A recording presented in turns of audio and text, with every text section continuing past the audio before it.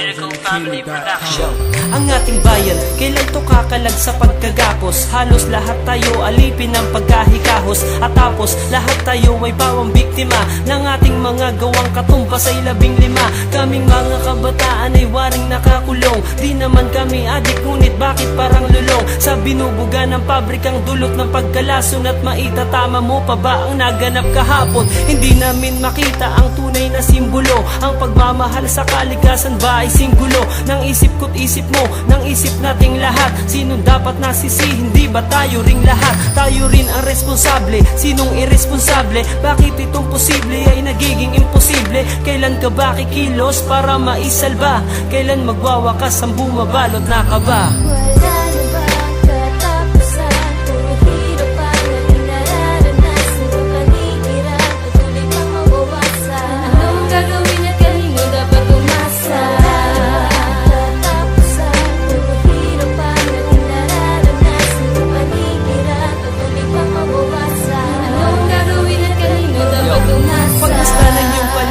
Sa sulok at sa gilid, abot na ang baha hanggang dito sa aking litid. Kay daming nanalasa, ang daming namihasa. Magtapon ng basura, bakit di na nadalasa?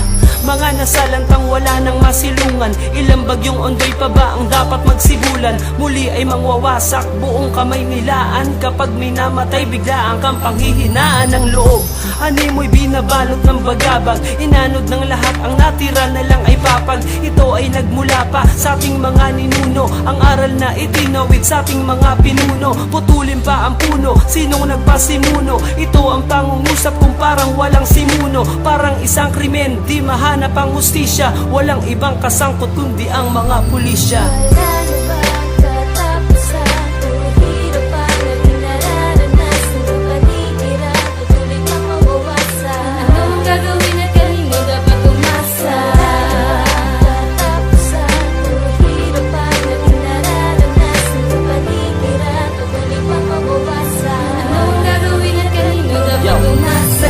Sa paligid ng iba't ibang basura, ilibot mo ang iyong mata. Ano na bang itsura? At itim pa rin ang ilog, di na nabalik sa dati. Di na magbabago to, idaan man sa debate. At tirik pa rin ang lupa na gumuho dun sa Baguio. Walang ibang balita dyan sa TV at sa radyo. At maging sa mga dyaryo, ano ba ang sinasabi? Ang kalamidad na to, totoong napakagrabe. At anong matututunan nating aral sa dinanas? Papayag ka pa ba na sa anak mo iparanas itong mga gawaing nagdulot ng depekto? At kanilang manahin ang 10 nitong epekto. Sigaw ng kalikasan, naririnig mo ba? At humihingi ng tulong, nakikinig ka ba? Huwag na nating hintayin na ang Diyos pa ang maningil ng mga paggawang labag sa kanyang mga paningin.